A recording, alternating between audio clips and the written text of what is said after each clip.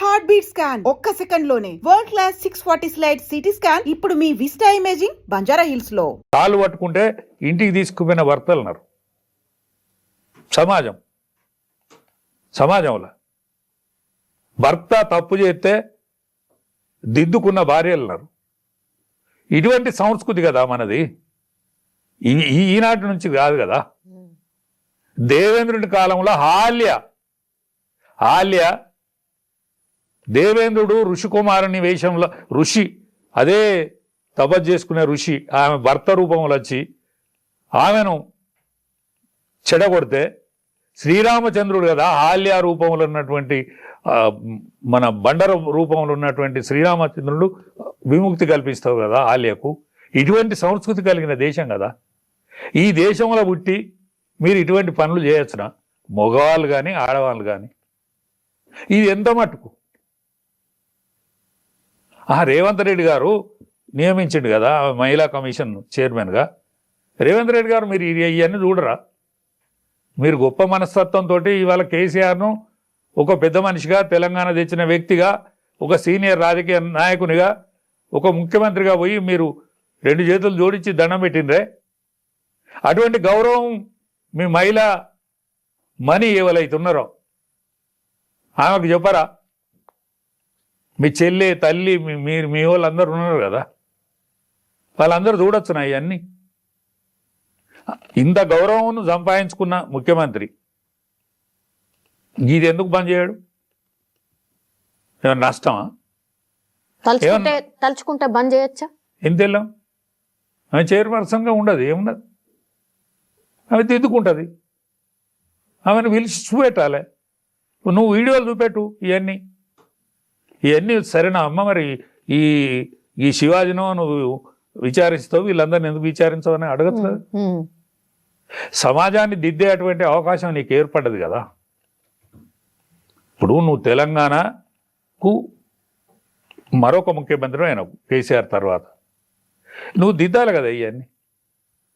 ఇప్పుడు నువ్వు ఏదైతే కపట నాటకం ఆడతానో ఎవరు శత్రువు? నీకు హరీష్ రావు శత్రువు, కేటీఆర్ కానీ హరీష్ రావుకు, కేటీఆర్కి కానీ, కవితకు కానీ, రేవంత్ రెడ్డికి కానీ, ఈ ముగ్గురికి కామన్ శత్రువు హరీష్ రావు. కామన్ శత్రువు హరీష్ రావు. హరీష్ రావుకే టీఆర్ఎస్ పేరు విన కానీ, అది బీఆర్ఎస్ పేరు విన కానీ కొద్దో గొప్ప పలుకుబడి ఉన్నది హరీష్ రావు మాత్రమే. ఆ హరీష్ రావును సుంచుక తింటే మిగిలేది వీళ్ళకు శూన్యమే. కానీ ఒక రేవంత్ రెడ్డికే సొమ్ము అవుతుంది అది.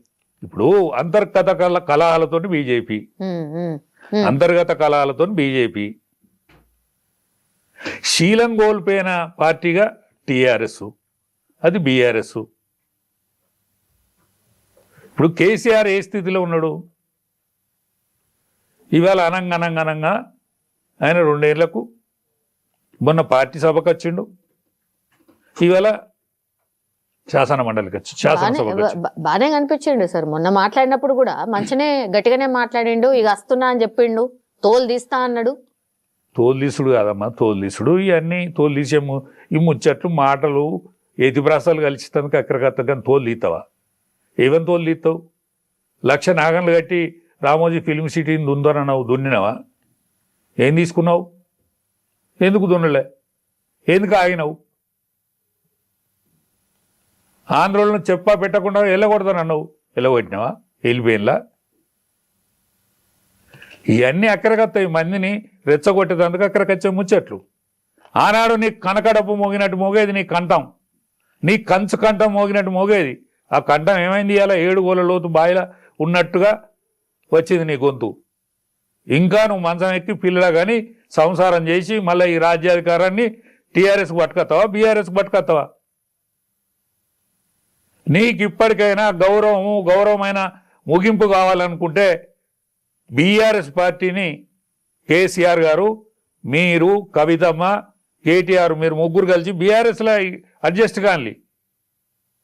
గా వి ప్రకాష్ గారిని, మన హరీష్ రావు గారిని, గా మసునాచారి లాంటి వాళ్ళకు టీఆర్ఎస్ని అప్పచెప్పండి. నీకు గౌరవప్రదమైన ముగింపు కావాలంటే గదే. ఉన్న సంపద చాలు. నీ కొడుకు ఇప్పుడు ప్రతి జిల్లాలో మంచి స్థలాలు ఉన్నాయి, వాల్యుబుల్ స్థలాలు. ఇప్పుడున్న సంపద చాలు. నువ్వు ఇప్పటికైనా తెలంగాణలో 1200 మంది చచ్చిపోయిన్లు, వాళ్ళకు పెన్షన్ లేదు, వాళ్ళకు ఉపాధి లేదు. నీ ఫామ్ హౌస్ను ప్రతి కుటుంబానికి వాళ్ళ పిల్లలు చదువుకోవడానికి ఉపయోగపడేటట్టు దానం చేయి. నీకు మంచి ముగింపు వస్తుంది, నీకు మంచి పేరు కీర్తి వస్తుంది. ఇవాళ నువ్వు శాసనసభకు వచ్చినావు, ఊందాతనం నీది కాదు, ఊందాతనం ముఖ్యమంత్రి గారిది. అందరికంటే చలామణి ముఖ్యమంత్రిగా కనిపిస్తాను నాకు. నేను ఆయనను కూడా విమర్శించేటప్పుడు, కానీ చలామణి ముఖ్యమంత్రి ఎట్లా? ఆయన ఈ పార్టీ కాదు, కాంగ్రెస్ పార్టీ కాదు, అయినా ముఖ్యమంత్రి అయిండు. నేను 150 రూపాయలతో వచ్చినానని నిజాయితీగా చెప్పుకున్నాడు. నేను రియల్ ఎస్టేట్ వ్యాపారం చేసినానని చెప్పుకున్నాడు. నేను ఢిల్లీని తిప్పుకున్నా అని చెప్పిండు. వాళ్ళు అక్కర్లేదు తీర్చినా అని చెప్పిండు. ముఖ్యమంత్రి కాగలిగిండు. అన్నో కానీ నువ్వు ముఖ్యమంత్రి కావద్దని తెలంగాణ ప్రజానికం కోరుకుంటే నువ్వు పోయి ఫామ్ హౌస్లున్నావు. ఆయన ముఖ్యమంత్రి అయింది. ఇవాళ రాజకీయం క్రీడ ఆడినట్టు ఆడుతుంది ఆయన ఆట. ఇవాళ బీజేపీ అంతర్గత కలహాలతో సతమతమవుతుంది, నీ కుటుంబం అంతర్గత కలహాలతో సతమతమవుతుంది. ఖచ్చితంగా బీజేపీలో ఉన్న నాయకత్వం కానీ టీఆర్ఎస్లో ఉన్న నాయకత్వం కానీ ఆలోచించకపోతే 10 సంవత్సరాలు రేవంత్ రెడ్డి ముఖ్యమంత్రి అవుతాడు. కానీ మీరు అంటున్నట్టుగా మరి అంత భయంకరమైన పరిస్థితి లేదు సార్ బీఆర్ఎస్ది. ఇప్పుడు కేసీఆర్ బయటకు వచ్చిన తర్వాత ఎంత ఉత్సాహం. మేము యాక్చువల్లీ ఆ రోజు పోయినాం టీఆర్ఎస్ భవన్కి. పోతే అసలు ఎంత బాగా రిసీవ్ చేసుకున్నారు. అక్కడ ఉన్నటువంటి వెదర్ పూర్తిగా మారిపోయింది. కార్యకర్తల ఉత్సాహం కనిపించింది. మళ్ళీ ఇప్పుడు రా అన్నావు కదా, ఇగో చూడు అసెంబ్లీకి కూడా వచ్చినా అని అసెంబ్లీకి కూడా వచ్చిపోయిండు. సరే ఎంతసేపు ఉన్నాడు అనేది తర్వాత సంగతి సార్. కానీ బీఆర్ఎస్ పార్టీ కార్యకర్తలకైతే ఓ ధైర్యం వచ్చినట్టే కదా. ఇప్పుడు బీఆర్ఎస్ పార్టీలో ఉన్నోళ్ళు బీఆర్ఎస్ పార్టీ నాయకులు కాదు, మరి బీఆర్ఎస్ కు వ్యతిరేకంగా బీఆర్ఎస్ ను దెబ్బలు కొట్టిన వాళ్ళు టీఆర్ఎస్ నాయకులను ఆనాడు దెబ్బలు కొట్టిన వాళ్ళు ఎవడు ఉన్నారు? తలసాని శ్రీనివాస్ యాదవ్ ఎవరు? దెబ్బలు కొట్టినోడు, దెబ్బలు కొడితే తరివినోడు మెదకుల మమ్మల. ఇవాళ నీ ఎంబడి ఉన్న నాయకత్వం అంతా కూడా గటువంటి సరుకే. ఒక మసూనచారి లాంటి వాడు తప్ప మిగతా వాళ్ళంతా ఎవరున్నారు నీ దగ్గర? సబితా ఇంద్రారెడ్డి ఎవరు సబితా ఇంద్రారెడ్డి? అటువంటి నాయకత్వం ఎంతమంది? దయాకర్రావు ఎవరు? ఇవాళ నీ కూర్చొని లేవని హుజురాబాద్ ఎమ్మెల్యే ఎవరు? మమ్మల్ని మానుకోట్ల తరిమి కొట్టిండమ్మా రాళ్లతోటి. గటువంటి నాయకుడే కదా. నీ కొడుకు లేవలే ఇవాళ సభల. అది పెద్ద చర్చకు సార్. ఎందుకంటే పాడి కౌశిక్ రెడ్డి అట్లాగే కేటీఆర్ గారు ఇద్దరు పక్క పక్కన కూర్చున్నారు. అందరు ఎమ్మెల్యేలు వచ్చి లేచి నిల్చున్నారు. ఆయన కాంగ్రెస్ పార్టీ వాళ్ళు నిలబడ్డరు, టీఆర్ఎస్ వాళ్ళు నిలబడ్డరు. మీ ఇద్దరికి ఇష్టం లేదు అంటే మిమ్మల్ని గౌరవిస్తే ఇష్టమా మరి? కేటీఆర్ను రాజమార్తాండ జై భవ విజయీ భవ అని కూడాలనా? ఎంత సిగ్గు! మీ తండ్రిని ఇవాళ రేవంత్ రెడ్డి గౌరవించిన గౌరవం, ఆయన గౌరవం పెరిగింది ఇవాళ సభల. మీ తండ్రి ఎందుకు వచ్చిండో ఎందుకు పోయిండో ఆయనకు తెలియదు. సిద్ధరని అద్దంకి పంపాలంటే పోయిండట వచ్చిండట. ఎందుకు పోయినవరా అంటే మీరు అనుకుంటా అంటే విన్నా అమ్మ నేను పోయినా వచ్చిన. ఇప్పటికైనా కేసీఆర్ గారు ఇంకా వారం రోజులు నడుతుంది శాసనసభ. మీ అనుభవం, తెలంగాణ ప్రజానికం పడే గోస, ఏదైనా ఇబ్బంది, ఇవన్నీ మాట్లాడండి. ఒకరోజు టైం తీసుకో, కనీసం ధైర్యం తెచ్చుకో, విశ్రాంతి తీసుకో. ఒక్కరోజైనా మాట్లాడు. మీ మాట అంటే గౌరవం ఉంటుంది ప్రజానికానికి. తెలంగాణలో ప్రజానికంకు ఏ లోసుకు జరుగుతుందో మీకు తెలుసు. ఇవన్నీ మాట్లాడండి. నీ కొడుకు అహంకారపూరితమైన మాట మాట్లాడతాడు. హరీష్ రావు అతికినట్టే మాట్లాడతాడు, కానీ ఆయన అతికినట్లేదు, అతకనిచ్చేటట్లేరు మీ పార్టీ కానీ మీడియా కానీ మిగతాది కానీ. కాబట్టి మీ గౌరవాన్ని మీరు కాపాడుకోవాల్సిందిగా నా విజ్ఞప్తి. డ్రీమ్లే చెప్పిన నేను, వీళ్ళు ముందుగానే కలిస్తే మంచిది. 3 ఏళ్ళకైనా కలవక తప్పది. చెప్పారు. 3 ఏళ్ళకు కలవకుంటే ఇప్పుడున్న ముఖ్యమంత్రి అవుతాడు అని చెప్పిన. యావత్ భారతావనిలో ఆ పార్టీ ఫెయిల్ అయింది, Congress party. Rahul Khan is a fail. ఒక రేవంత్ రెడ్డి సక్సెస్ రేట్లు ఉన్నాడు. దానికి కారణం ఏంటంటే అంతర్గత కలహాలతో బీజేపీ, కుటుంబ కలహాలతో టీఆర్ఎస్. కాబట్టే రేవంత్ రెడ్డి సేఫ్గా ఉన్నాడు. కాబట్టే ఈ సేఫ్ రేపు ఇప్పుడు కార్పొరేషన్ ఎన్నికలు వస్తున్నాయి. హైదరాబాద్ కార్పొరేషన్ ఎన్నికలు అవుతాయి. 300 సీట్లు 300 కార్పొరేటర్. సరే 3 ముక్కలు చేస్తామంటారు దాన్ని. 3 ముక్కలు అవుతుందా లేకపోతే ఒక్కటే అవుతుందా అనేది వేచి చూడాల్సిన ముచ్చట. దీనికి ఈ 2 ఎన్నికల రిజల్ట్ చూసిన తర్వాత కేంద్రం ఒక నాయకుడిని పంపాలనుకున్నది ఇక్కడికి. ఆంధ్రాలో ప్రముఖ పాత్ర వహించేటువంటి నాయకుడు, ఒక మంచి పొజిషన్లు ఉన్నాయని. ఇక్కడ ఆయన పార్టీకి పోయినసారి కూడా 8 సీట్లు ఇచ్చిండ్రు. రిజల్ట్ ఏం రాకపోవచ్చు, అంటే బీజేపీకే రిజల్ట్ రాలే. బీజేపీకే అసెంబ్లీ సీట్లు 8 వచ్చినాయి. వాళ్ళకు పోటీ చేస్తే కూడా గంతే వచ్చినాయి. కాబట్టి ఆయన ఎంట్రీ తోటి, ఎందుకంటే బండి సంజయ్ గారు కరీంనగర్లో గెలిచిండు. బండి సంజయ్ గారు భారతదేశంలో ఒక ప్రముఖ స్థానంలో ఉన్నాడు, సహాయ మంత్రి స్థానంలో ఉన్నాడు. ఆయన అన్ని తానే తిరిగినా ఆయనకు అడ్డం వచ్చేటోళ్ళు లేరు, తిరగలేకపోయిండు. కిషన్ రెడ్డి గారు అనేక సీనియర్ మంత్రి, ఆయన కూడా ఏం చేయలేకపోయిండు. గ్రామ పంచాయతీలలో ఏం చేయలేకపోయిండు. మొన్న పురపాలకంలో కూడా ఆయన పురుషార్థం కనిపించలేదు. మా అధ్యక్షుల వారు అయితే అడుగు తీసి అడుగు పెట్టలే, ఏ ఊరికి పోలే, ఏ పట్టణానికి కూడా పోలే. కాబట్టి వాళ్ళ ప్రయారిటీస్ కానీ వాళ్ళ యొక్క వాల్యూస్ కానీ తెలిసినాయి. అసలు మా అధ్యక్షుడు స్వచ్ఛందంగా తప్పుకోవాలి, సిగ్గు లేదు కాబట్టి అట్నే ఉంటాడు. కాబట్టి కేంద్రం రంగంలో దిగి ఒక ప్రముఖ నాయకుడిని కేసీఆర్ తోటి చర్చలకు పంపిందని నాకు ఖచ్చితమైన రూఢి అయిన వార్త తెలిసింది. అదే సార్, మనం అబద్ధం అయితే చెప్పొద్దు. నాకు అబద్ధం చెప్పాల్సిన అవసరం నాకు ఈ వయసులో లేదు. 20 ఏళ్ళు సాహసం చేసి, 20 ఏళ్ళు ఉద్యమంలో పాల్గొని, 20 ఏళ్ళు తెలంగాణ ఉద్యమంలో ప్రముఖ పాత్ర వహించి 5 జైల్లో పోతే నేను ఒక వ్యక్తిని పోయిన వ్యక్తికి అబద్ధం చెప్పాల్సిన అవసరం మీ ఛానల్ ముందట, నన్ను గౌరవించి నన్ను దగ్గర తీసుకునే ఛానల్ ముందట, మీ ఛానల్ను ఇంకింత పెంచాలనుకుంటా తప్ప, మీ గ్లామర్ పెరగాలనుకుంటా తప్ప తగ్గాలని అనుకున్నది కాదు. కాబట్టి ఒక ప్రముఖ వ్యక్తితోటి చర్చలు జరుగుతాయి. ఆ చర్చలు సఫలీకృతం అవుతాయి. సఫలీకృతంలో మీరు రేపు కార్పొరేషన్ ఎన్నికలలో చూస్తారు. నా దగ్గరికి అదే వ్యక్తి శేఖర్ అనేటువంటి ప్రొఫెసర్ను, ఆయన నాయకత్వంలో ఒక 4 వ్యక్తులు వచ్చి నాతోని మొన్న మాట్లాడిపోవడం జరిగింది 15 రోజుల కింద. నా దగ్గరకు వచ్చారు 15 రోజుల కింద మాట్లాడారు. ఎందుకంటే అంటే వాళ్ళ పార్టీని ల్యాండ్ చేసుకోవాలనే విషయం. వాళ్ళ పార్టీని ల్యాండ్ చేసుకోవడానికి ఏంటంటే ఇక్కడ రాజకీయాలల్లో ఉద్యమకారులలో ఒక ఉద్యమకారుడు కావాలి, టాకింగ్ పవర్ ఉన్నోడు కావాలి. రేపు వాళ్ళది మీది ఆంధ్ర పార్టీ అని ఇవాడు అనుకుంటా. ఎందుకంటే ఆనాడు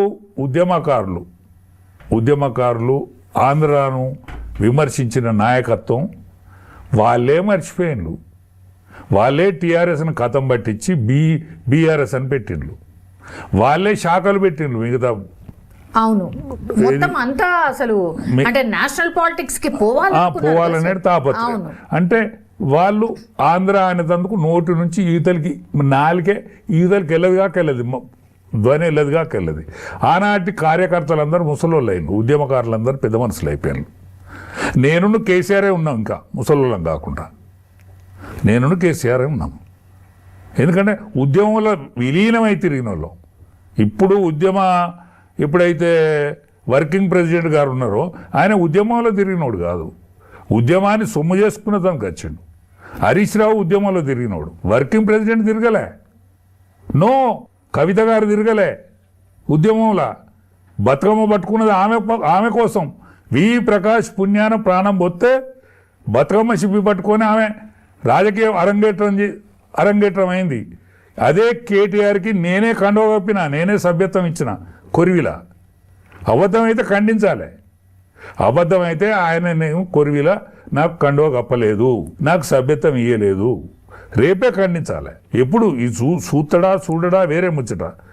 చూసినా చూడకున్నా వాళ్ళు అయితే చూస్తారు, చెప్తారు. కేసీఆర్ అయితే తప్పకుండా చూస్తాడు. ఎందుకంటే ఆయన ఉత్తరాన్ని కూడా ఇడిచిపెట్టాడు. ఆయన అంత నిష్ఠాతుడు. కాబట్టి ఒక ప్రముఖమైన వ్యక్తి దీన్ని పొత్తుకు కలుపుతాను. మరి కేసీఆర్ అని ఉండరా? వాళ్ళకి గౌరవమైన ముగింపు కావాలన్నా నాకు తెలియదు. ఇంకా వాళ్ళకి గౌరవమైన ముగింపు ఇస్తేనే కరెక్టు. హరీష్ కప్ప చెప్తేనే 100% వాళ్ళు సక్సెస్ అవుతుంది. సార్, పొత్తు, బీఆర్ఎస్కి బీజేపీకి పొత్తు అనే వర్డ్ అసలు ఎవరు కూడా ఆ నాయకత్వం కానీ ఈ నాయకత్వం కానీ ఇష్టపడట్లేదు. మీరేమో ఏకంగా అసలు కలవబోతుంది, జిహెచ్ఎంసీ ఎన్నికలు దగ్గర 3-4 నెలల్లో ఉంటాయి, అసలు పొత్తు పూర్తయిపోయి వాళ్ళు కలిసి పోటీ చేస్తారని చెప్తున్నారు. కలిసి పోటీ చేయకపోతే నేను మీ ఛానల్కు పిలవకండి, నేను రాను. కలిసి పోటీ చేస్తే పిలవండి. అప్పుడు అంతసేపటి కనుక పిలవకున్నా ఏం లేదు. నాకు వేరే ఛానల్స్ పిలుతారు. అంటే గ్రౌండ్ వర్క్ అంత సీరియస్ గా గ్రౌండ్ వర్క్ కాదండి. 48% కూడా వచ్చినోడు ఇవాళ నగుబాటు అవుతాడు. 48% ఈ రెండు పార్టీలే కలిసి వచ్చినాయి. ఎవరు ఊకుంటారమ్మా? రాజకీయ యావ ఉన్నోడు, రాజకీయ కెపాసిటీ ఉన్నోడు ఇవాళ హైదరాబాద్ నగరాన్ని ఎట్లా ఇడిచిపెట్టుకుంటారు? అమిత్ షా గారు ఇడిచిపెట్టుకుంటారా? నరేంద్ర మోడీ గారు ఇడిచిపెట్టుకుంటారా? మా అధ్యక్షుడు ఇడిచిపెట్టుకుంటాడు కావచ్చు, కిషన్ రెడ్డి ఇడిచిపెట్టుకుంటాడు కావచ్చు, బండి సంజయ్ ఇడిచిపెట్టుకుంటాడు కావచ్చు, మా లక్ష్మణ్ గారు ఇడిచిపెట్టుకుంటారు కావచ్చు. వాళ్ళు ఇడిచిపెట్టుకుంటారా? వాళ్ళు ఎట్టి ఇడిచిపెట్టుకుంటారు? వీళ్ళకంటే వద్దని ఉన్నది. మళ్ళీ మా నాన్న, మా అన్యాలు మా నాన్న మా పార్టీని గెలవకుండా చూడు తండ్రి పరమాత్మ అని మొక్కుతారు వీళ్ళు, ఈ నలుగురు కలిసి. కానీ అమిత్ షా గారు అట్ట మొక్కడే.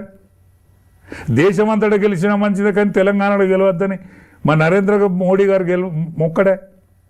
కాబట్టి ఇది ఫిక్స్ అవుతుందని నేను చెప్తాను. సౌత్ లో పాగా వెయ్యాలి, ఇది బీజేపీకి ఉన్నటువంటి వాంఛ సార్. అంటే ఖచ్చితంగా మేము సౌత్ లో ఉండాలా అని. కానీ ఏడ నాయకత్వము ఎక్కడ? ఈ నాయకత్వంతో కాదమ్మా. మరి ఏం చేస్తారు సార్? వింధ్య పర్వతాల యువతల మహారాష్ట్ర బ్రహ్మాండంగా గెలిచింది, బ్రహ్మాండంగా గెలిచి తీరింది. మొన్నటి కార్పొరేషన్ ఎన్నికలలో కూడా గెలిచి తీరింది. కాబట్టి కర్ణాటకను పరిపాలించింది ఇదివరకు, కర్ణాటకను నెక్స్ట్ పరిపాలించబోతోంది. హిమాచల్ ప్రదేశ్ ఖచ్చితంగా కాంగ్రెస్ ఫెయిల్ అవుతుంది, అక్కడ కూడా బీజేపీ వస్తుంది. కాబట్టి మిగిలినది ఒక్క తెలంగాణ. ఈ తెలంగాణ గడ్డను వదులుకోరు. ఈ తెలంగాణకు రేపు మీ కార్పొరేషన్ల ఎన్నికలల్లా నేను అన్నది కనుక రాకపోతే, నేను అన్న విషయం కనుక కాకపోతే మీరు నా అయ్యేదనుక మీరు ఛానల్ పిలవకండి. బీఆర్ఎస్ అంటే రీజనల్ పార్టీ అనుకుందాం సార్. ఇదైతే బీజేపీ అయితే పెద్ద పార్టీ, నేషనల్ పార్టీగా సార్. వీళ్ళు అసలు మాట ఇంటలేరు అని ఈ మధ్యకాలంలో 2-3 సార్లు వార్తలు వచ్చినాయి. క్లాస్ వీకెండ్, మోడీ కోప్పడ్డాడు అనేది పెద్ద ఎత్తున చర్చ నడిచింది. ఇప్పుడు ఏం చేస్తారు? ఈ నాయకత్వాన్ని తీసుకుపోయి ఏమన్నా మాట్లాడబోతున్నారా? చెప్తారా? సంధాయిస్తారా? ఏం చేస్తారు? ఎందుకు సంధాయించాలి? చెప్తారు, వినాలి. మా పార్టీ అంటే ఏంది చెప్తుంది, వింటారు. సావధాన్ అంటే సావధాన్ ఉంటుంది, దాయేముడు అంటే దాయేముడు అవుతుంది, బాయేముడు అంటే బాయేముడు ఉంటారు. సంఘ సంస్కృతి, వీళ్ళు సంఘంలో పెరిగిన వాళ్ళు, శాఖలో పెరిగిన వాళ్ళు. క్రమశిక్షణకు మారు పేరు బీజేపీ. కాబట్టి ఖచ్చితంగా విని తీరుతారు. ఎవరిని బదిలాడవలసిన అక్కర్లేదు.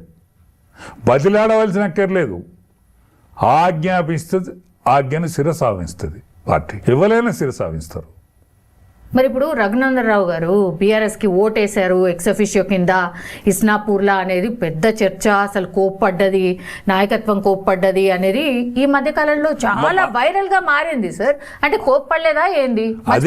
అదే నాయకత్వం అదే పార్టీతోని చర్చలు జరిపేందుకు ఒక ముఖ్యమైన ప్రముఖ భూమికను పోషించేటువంటి నాయకుడిని రంగంలో దించిందంటే కోప్పడ్డట,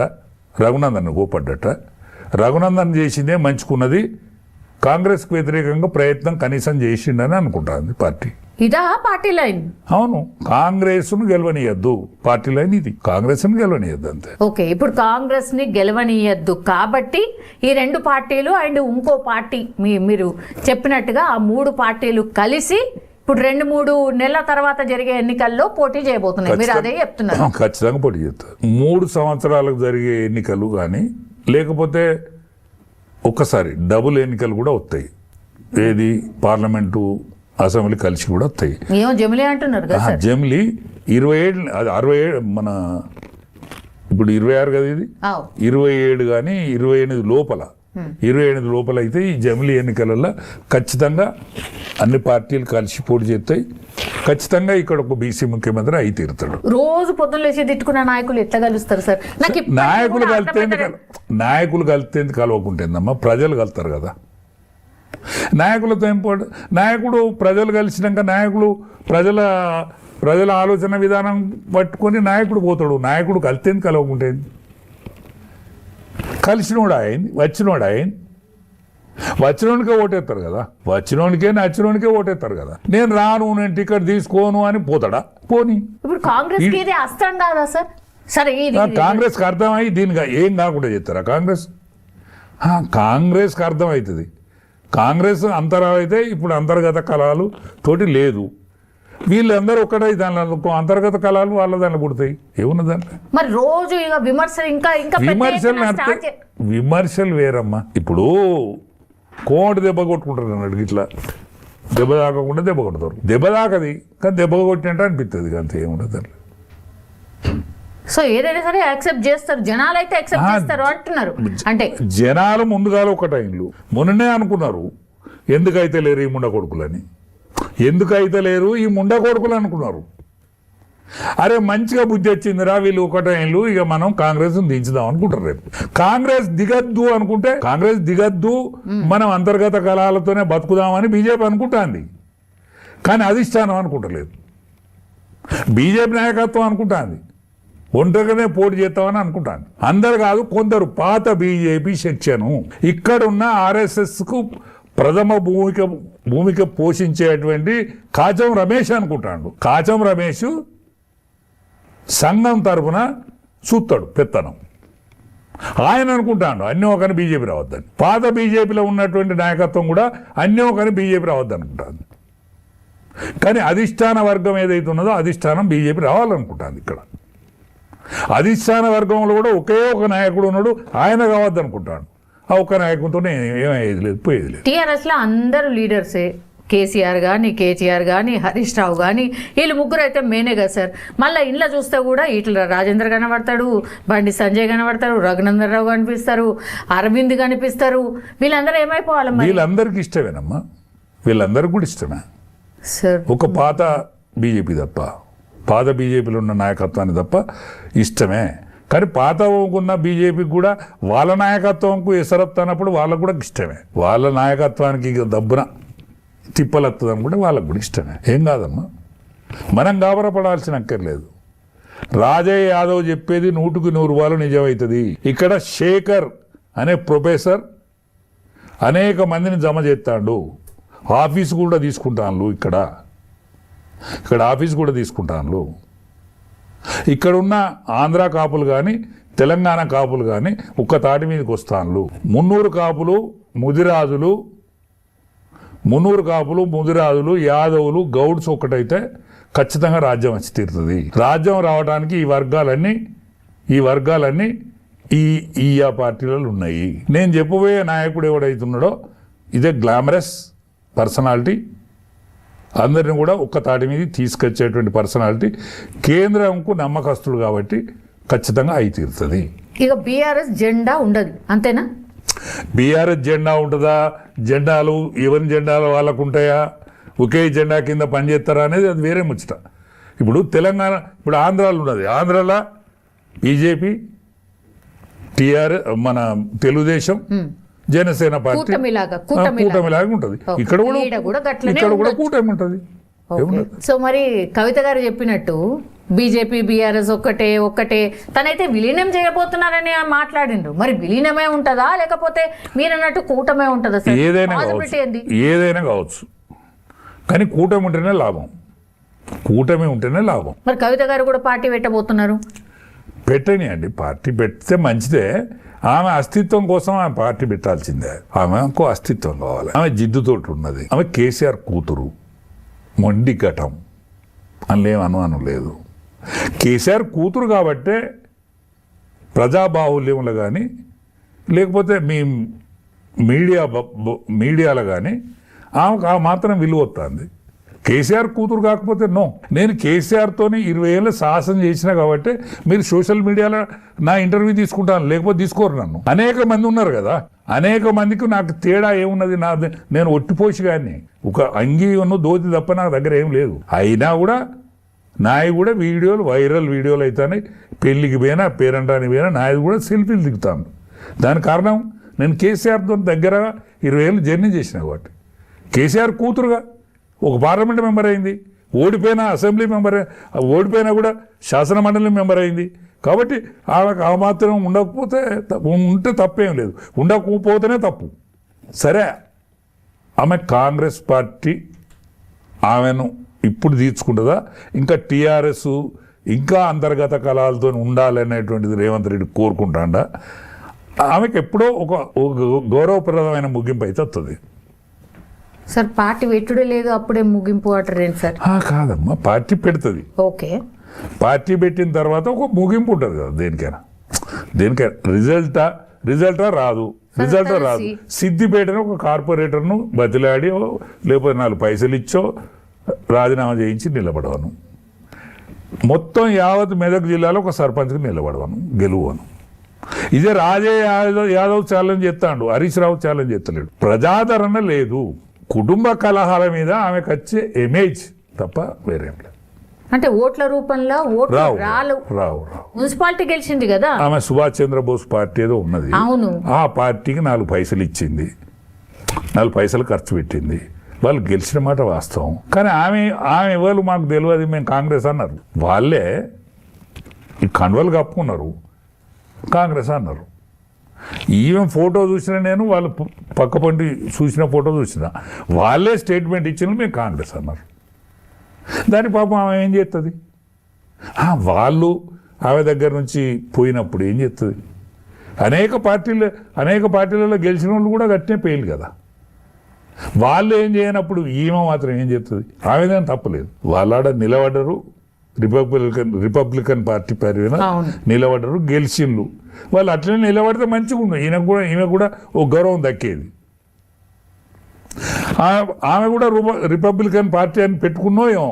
ఆమె ఇప్పుడు మేలను ఎప్పుడో పార్టీ పెట్టబోతోంది అని అనౌన్స్ చేసింది సార్. నేను కొత్త లీడర్లనే పెట్టుకుంటా, నాకు చాలా మంది ఫోన్లు చేస్తున్నారు, వస్తామని చెప్తున్నారు, అయినా సరే నేను ఇప్పుడే ఏమీ చెప్పదలుచుకోలేదు ఆర్ పిలవదలుచుకోలేదు అన్న మాట చెప్తున్నారు సార్. సరే అమ్మా, కొత్త లీడర్లను పెట్టుకొని కొత్తగానే పోటీ చేయను, దాంట్లో ఏమున్నది? నేను 2 ఛాలెంజ్ చెప్పినమ్మా ఆయనకు, కార్పొరేటర్ అన్నా ఏదన్నా సర్పంచ్ అన్నా. లేదు పార్టీ పరువు ఎందుకు పోవాలనుకుంటే పార్టీ పెట్టుకొని ల్యాండ్ చేసి మళ్ళీ 3 సంవత్సరాలకు అసెంబ్లీ మెంబర్లు. ఇప్పుడు కార్పొరేషన్ ఎన్నికలున్నాయి కదా, కార్పొరేషన్ ఒంటరిగా పోటీ చేస్తుందా, లేకపోతే కాంగ్రెస్తో పొత్తు పెట్టుకుంటుందా? కార్పొరేషన్ ఎన్నికలు. లేకపోతే ఇప్పుడు నేను కార్పొరేషన్ ఎన్నికలు కాదు, విస్తృతపరిచినాక, పార్టీని విస్తృతపరిచినాక అసెంబ్లీ ఎన్నికలన్నా పాల్గొంటా అంటే పాల్గొనని. తన లైన్ బీసీ లైన్ సార్. బీసీల కోసం మీ బీసీల కోసమే పోరాటం చేస్తా అంటున్నారు. ఆమె ఎందుకు పోరాటం చేయాలి? మాకు పోరాడే శక్తి లేదా? మాకు పోరాడే శక్తి లేదా? మేము ఆమె వచ్చి మాకు పోరాటం చేసి మాకు పొట్టు పెట్టాలా? నువ్వు పార్లమెంట్ మెంబర్ ఉన్నప్పుడు నువ్వు ఎందుకు చేయలేదు? బీసీలకు అన్యాయం జరుగుతుంది, ఉద్యమకారులకు అన్యాయం జరుగుతుందని నిన్ను ఇంట్లో నుంచి వెళ్ళగొట్టినాక నువ్వు అంటానో తప్ప ఆనాడు ఎందుకు మా గురించి మాట్లాడలేదు?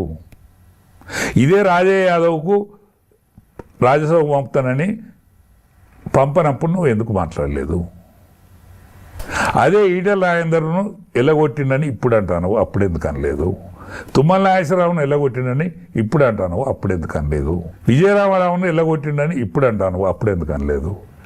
అందుకనే నువ్వు అప్పుడు అమ్మనం దానివి ఇప్పుడు అంటే ఎవరిని నమ్ముతారమ్మా? దాంతో ఎడ్డోళ్ళు ఉన్నారా? జనం ఎడ్డోళ్ళు అనుకునే తోళ్ళు ఎడ్డోళ్ళు తప్ప జనం ఎడ్డోళ్ళు కాదు. కర్రు కాల్చి వాత పెడతారు. ఇప్పుడు మన తెలంగాణలో కవిత గారి పార్టీ, ఇంకో పార్టీ కూడా రాబోతోంది అని అంటున్నారు. ఎవరు పార్టీ పెట్టబోతున్నారు సార్? ఇంకొకళ్ళు ఇప్పటికైతే మన కవిత చెప్పింది, బయటకు వచ్చింది. ఇంకా ఇంకెవరైతే చెప్పలే. ఓకే, ఇంకా ఏమైనా చెప్పలే. రాజగోపాల్ రెడ్డి ఏమైనా పార్టీ పెట్టే అవకాశం ఉందా సార్? పెట్టినా పెడతాడు. మునగాడు ఇప్పుడు ఏ కాన్స్టిట్యున్సీలో అమలు అయితే లేదు, మద్య నియంత్రణ అవును, ఆయన కాన్స్టిట్యున్సీలో నియంత్రణ అమలు అవుతుంది. అట్లనే అసలు ఆయనను చూసి వీళ్ళంతా ఈ ప్రభుత్వం అంతా అదే నియంత్రణ చేస్తే సారా మందు అమ్ముకొని వస్తారా? మందుకు బానిసలను చేసి జనాన్ని చంపితే ఏమవుతుంది? ఒక ఊళ్ళో మొత్తం మొగోళ్ళు లేరట, ఒక ఊరు కూరే మొగోళ్ళు లేరు. ఇట్లనే మద్యం తాగి చనిపోయి చంపితే ఏమవుతుంది? ఇప్పుడు పాన్ షాప్ కాడ మద్యం దొరుకుతుంది, కిరాణా దుకాణంలో మద్యం దొరుకుతుంది, ఎక్కడ పడితే అక్కడ మద్యం దొరుకుతుంది. ఇట్లా చేయొచ్చునా తెలంగాణ ప్రజానికాన్ని? దేశం ఆదర్శంగా తీసుకుంటే తప్పులేదు. రాజగోపాల్ రెడ్డి ఆయన కాన్స్టిట్యున్సీలో పెట్టిండు, కానీ దేశమే ఆదర్శంగా తీసుకోవాలి. నార్త్ ఇండియాలో మన దగ్గర సౌత్ ఇండియాలో డ్రింక్ చేసినంతగా నార్త్ ఇండియాలో డ్రింక్ చేయరు. అది మద్యం షాపు ఊరవతలు ఉంటుంది, మాంసం దుకాణం కూడా ఊరవతలు ఉంటుంది. అట్లనే ఇదో కిల్లి కొట్లలో మద్యం దొరుకుతుంది. అందుకనే సాయంకాలం 4 గంటల నుంచి 9 గంటలు బంద్ చేస్తామని సిస్టమ్ పెట్టాలి. అట్లయితే రేవంత్ రెడ్డికి మంచి పేరు వస్తుందని. రేవంత్ రెడ్డికి ఒక మంచి పేరు కూడా తెచ్చుకోవాలి కదా, ఏ ముఖ్యమంత్రి అయినా. వైఎస్ రాజశేఖర రెడ్డి కాలంలో ఒక మంచి పేరు తెచ్చుకో. కేసీఆర్ అప్పుడప్పుడు కరెంట్ వచ్చేదాన్ని ఎప్పటికి కరెంట్ వచ్చేటట్టు చేసిండు. మంచినీళ్లకు ఊరూరికి ఆయన సిద్దిపేటకు నల్లా నీళ్లు ఇంటింటికి ఇచ్చి అదే నల్లా నీళ్లను ఇంటింటికి ఇప్పించిండు, ఒక గొప్ప పేరు. రైతు రుణమాఫీ చేసిండు, ఒక గొప్ప పని చేసిండు. రైతులకు పెట్టుబడి ఇచ్చిండు, ఒక గొప్ప పని. కళ్యాణ లక్ష్మి ఇచ్చిండు, చాలా గొప్ప పని. అటువంటిది రేవంత్ రెడ్డి ఇవన్నీ ఇత్తలేడా అనేది పక్కకు పెట్టి మద్య నియంత్రణ పెట్టు, నీకు మంచి పేరు వస్తుంది కదా. అరే జాతస్య మరణం ధ్రువం, పుట్టిన ప్రతి ప్రాణి గిట్టుతుంది. నీకు కూడా అనుకోకుండా ఒక బంగారు అవకాశం వచ్చింది. ఒక పులి కూర్చున్న సీట్లో నువ్వు కూర్చుంటావు. ఒక మద్య నియంత్రణ పెట్టి ఒక మంచి పేరు తెచ్చుకో. శాశ్వతం కాదు ఎవడు. 100 ఏళ్ళు 100 ఏళ్ళ కంటే ఎక్కువ శ్వాస తీసుకునే మనిషి బతకడు. అందుకనే 1000 ఏళ్ళ కీర్తిని ఆర్జించు. 5 ఏళ్ళు పరిపాలించి 1000 ఏళ్ళ కీర్తిని ఆర్జించు. పేద ప్రజానీకానికి ఒక గొప్ప సాయం చేసిపో. రాజగోపాల్ రెడ్డి ఇప్పుడు ఎదిరిస్తున్నాడు, అధిష్టానాన్ని ఎదిరిస్తున్నాడు, లేదంటే సీఎం రేవంత్ రెడ్డిని ప్రశ్నిస్తున్నాడు. నాకు మంత్రి పదవి ఇవ్వకపోతే అసలు నాకు ప్రామిస్ చేసినవు అన్నట్టుగా ఆయనకు ఇష్టమని తీసుకొచ్చిండ్రు. చామల కిరణ్ కుమార్ రెడ్డిని గెలిపించేనాడు కూడా ఆ హామీ ఇచ్చిండ్రు, ఆయనకి ఇస్తలేరు. మరి ఇప్పుడు 2 అన్నదమ్ములు అంటారు. ఆనాడు 2 అన్నదమ్ములే కదా వాళ్ళు. ఇవ్వాలనే ఇలా 2 అన్నదమ్ములు. రాజగోపాల్ రెడ్డి 2 అన్నదమ్ములో తెలుసు, ఇవ్వాలనే కాలేదు కదా. వాళ్ళు 2 రాజకీయాలలో ఉన్నారు. ఆనాడు ఎందుకు ఇచ్చినావు, ఇప్పుడు ఎందుకు అంటున్నావు, అదే క్వశ్చన్ చేస్తున్నాడు కదా. అదే రేపు రాబోయే రోజులలో ఒక 3 పార్టీల కలయికతో పాటు రాజగోపాల్ రెడ్డి కూడా ఆయన కూడా తెలంగాణ కాంగ్రెస్ పార్టీ పేరు పెట్టి 4వ పార్టీ కూడా కలుతుందని అనుకుంటాను నేను. ఎందుకంటే ఇక్కడ మనకు ఒక షిండే పుడతాడని అనుకున్నాం మనం మహారాష్ట్రలో. ఒక శరద్ పవార్ కొడుకు ఒక పార్టీ పెడతాడని అనుకున్నాం, స్వర్గీయ మొన్న ఉప ముఖ్యమంత్రి అనుకున్నాం. ఇవన్నీ జరిగినాయి కదా. ఇప్పుడు శివసేన చీలిపోయింది, వీళ్ళ కాంగ్రెస్ పార్టీ చీలిపోయింది, శరద్ పవార్ కాంగ్రెస్ పార్టీ చీలిపోయింది, ఇవాళ బీజేపీ అధికారంలోకి వచ్చింది. అట్లనే ఇక్కడ కూడా అవుతుంది. ఎందుకు కావద్దు? ఒక స్ట్రేట్ ఫార్వర్డ్ మనిషి ఆయనే, అరమరికలు లేనోడు, పేద ప్రజానీకం అంటే ఇష్టపడతాడు. ఇప్పుడు మా కవితమ్మ కదా బీసీల మీద ఎట్లయితే ఇష్టమో, కవితకు బీసీలు అంటే బాగా ప్రేమ కదా. అదనాగాన్ల మీద ప్రేమ. అదనాగాన్లం మేము అన్నాడు, మేము ఉద్యమం చేసినప్పుడు నువ్వు ఎక్కడున్నావు తల్లి, అదనాగాన్ల మీద ఇప్పుడు ప్రేమ పుట్టుకొస్తుంది. నువ్వు అధికారంలో ఉన్నప్పుడు ప్రేమ పుడితే మేమందరం మంచి పొజిషన్లో ఉంటుంది కదా. ఉద్యమకారులు ఎవడు వెళ్ళిపోకపోవు కదా. ఆ పార్టీ 100 ఏళ్ళు వర్ధిల్లు కదా. ఆ పార్టీని అకావికలం చేస్తారు కదా. మీరు వచ్చి మీకు ఇష్టం వచ్చినట్టు నాశనం చేస్తారు కదా, ఆడుకుంటారు కదా. నువ్వు కిరాయించుంటావు కదా. ఇవాళ ఆ బంగ్లా అంతుపట్టని బంగ్లా ఉన్నదట.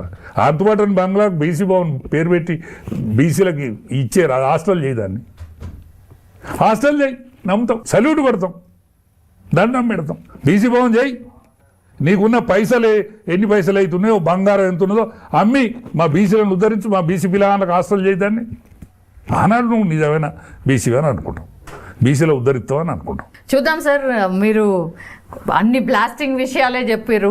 రాజగోపాల్ రెడ్డి మేబీ పార్టీ పెట్టచ్చు అన్నారు, ఎట్లాగూ కవిత గారు పార్టీ పెడుతున్నారని అదే తెలుసు. కానీ ఫస్ట్ చెప్పినదే మరి అది ఎప్పుడు ఏంది అనేది చూద్దాం సార్.